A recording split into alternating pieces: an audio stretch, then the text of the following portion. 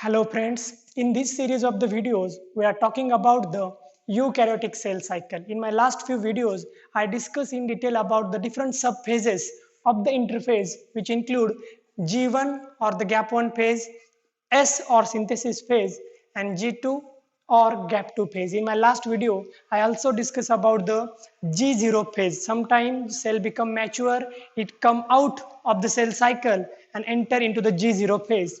The process by which cell enter into the G0 phase is called as differentiation. Okay, so these three are the important phases of the interphase, and sometime from the G1 phase, cell may get enter into the G0 phase. We have seen in detail about the different type of changes that occur in the eukaryotic cell like plant cell or animal cell during the G1, S and G2 phase. Like in the G1 phase, cell will going to perform transcription, translation, ATP synthesis and replication requirement collection. While in case of S phase, important activity take place is duplication of the DNA or genetic material, that is replication, then centriole duplication and synthesis of the histone protein. While in case of G2 phase, cell will going to perform duplication of the organs, then synthesis of the tubulin protein and phosphorylation, that means synthesis of ATP.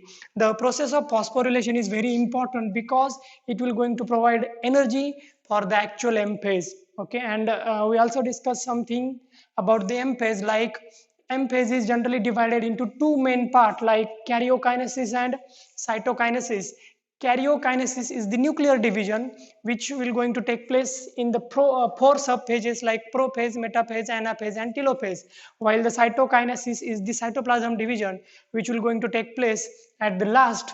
And in the plant cell, cytokinesis occur by cell plate formation, and in the animal cell, cytokinesis occur by cell furrow formation. Now we know that after the M phase, single cell divide into two daughter cell if the process is mitosis, and if it is meiosis, in that case one cell will going to produce four daughter cell. Here we consider mitosis. So after mitosis, one cell will going to produce two daughter cells. Okay, and now these cells are ready to enter into the interphase. Now in this lecture, I am going to focus on how the DNA content, how the chromosome number changes of this daughter cell when they enter into the interphase and finally into the M phase. Okay, the total amount of DNA which is present in a cell in a single set of a chromosome is called C value. Okay, so C value is nothing but the total DNA content,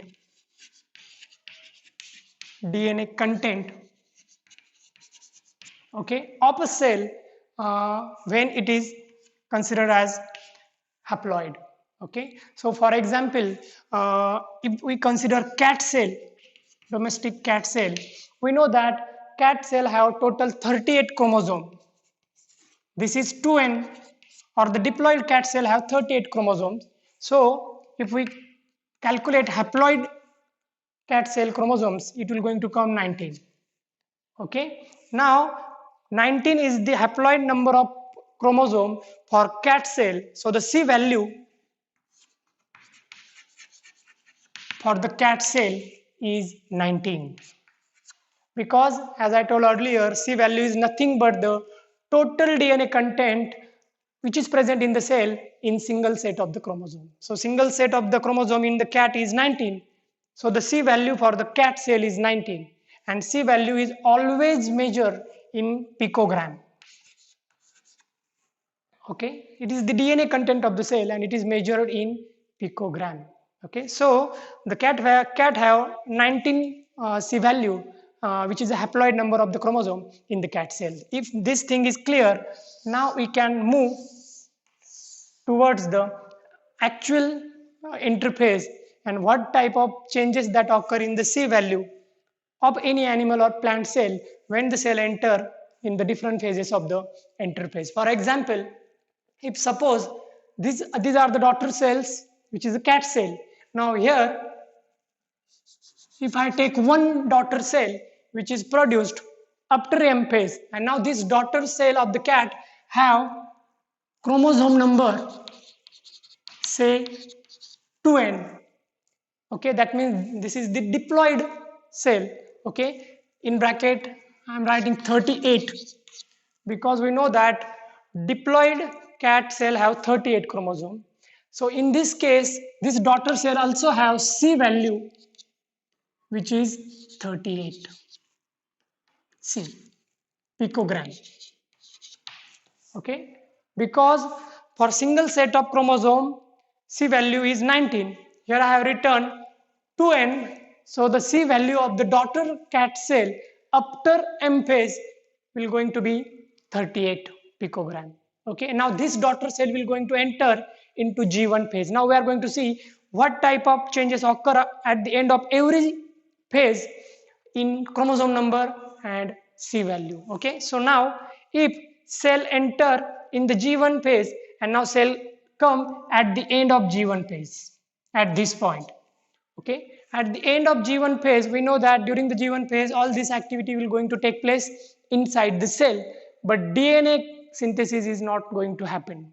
Okay, during the G1 phase, or chromosome number will not going to change during the G1 phase. So at the end of G1 phase of a cat cell, the chromosome number will going to remain 38, that is 2n. Okay, while the C value will going to remain same, that is 38. Okay, picogram.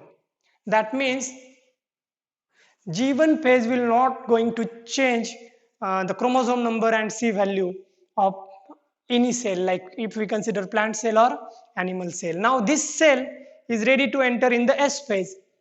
At the end of S phase, what will going to happen? During the S phase, replication of the DNA will going to take place. Okay, the DNA content of the cell will going to become double due to the process of replication. So at the end of the S phase, when cell come at this point, now if we consider the chromosome number and C value, you have to remember that during the S phase, the DNA content of the cell will going to double, but the chromosome is not split in the S phase. So chromosome number will going to remain same. Okay, so at the end of the S phase, cat cell will going to have 38 chromosome, but the C value will going to double. Now this C value is 38. Okay, now here it will going to become 76.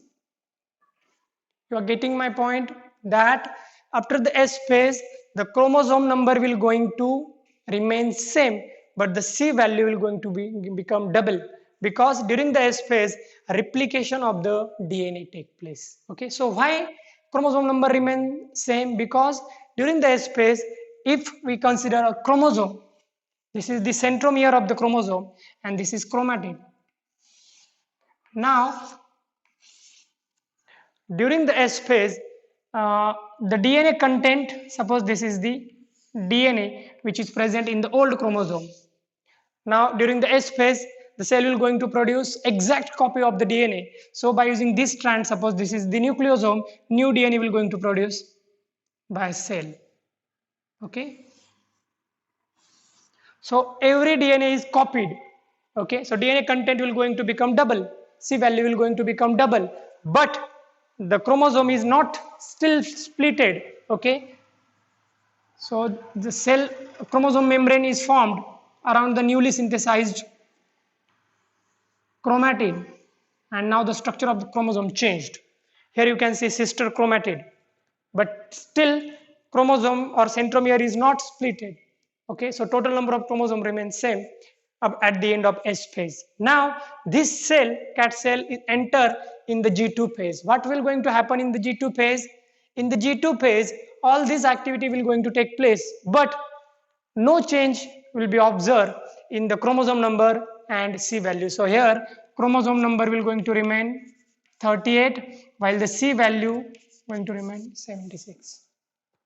Okay. Now at the end of the G2 phase, now cell is ready to enter in the M phase. Here actual change in the chromosome and C value take place. Okay, we know that when any cell enter in this M phase, first it will going to do karyokinesis, that is division of the nucleus.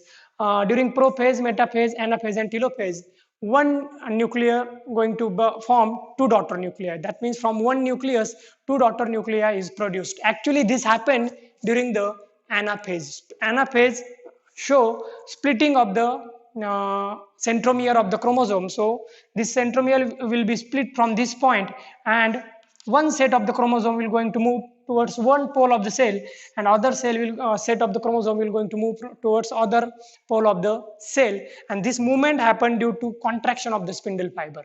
Okay, so during the anaphase, chromosome split. Now this 38 chromosome split, okay, to form 76 chromosome, out of which one set, that is 38 chromosome, move in one nucleus, while the remaining 38 will going to form another nucleus. So at the end of anaphase, cell will remain, cell is still not divided, because actual cell division occur in the cytokinesis. But as two nucleus is produced inside the cell, now during the anaphase, major change in the chromosome and C value occur. Now during the anaphase, chromosome number become 76, okay, because they will going to split, and the C value, now in this case DNA is not going to synthesized, okay, so C value will going to remain 76, okay, during the anaphase. And now cell is ready, as nucleus is divided, now cell is ready to enter in the cytokinesis.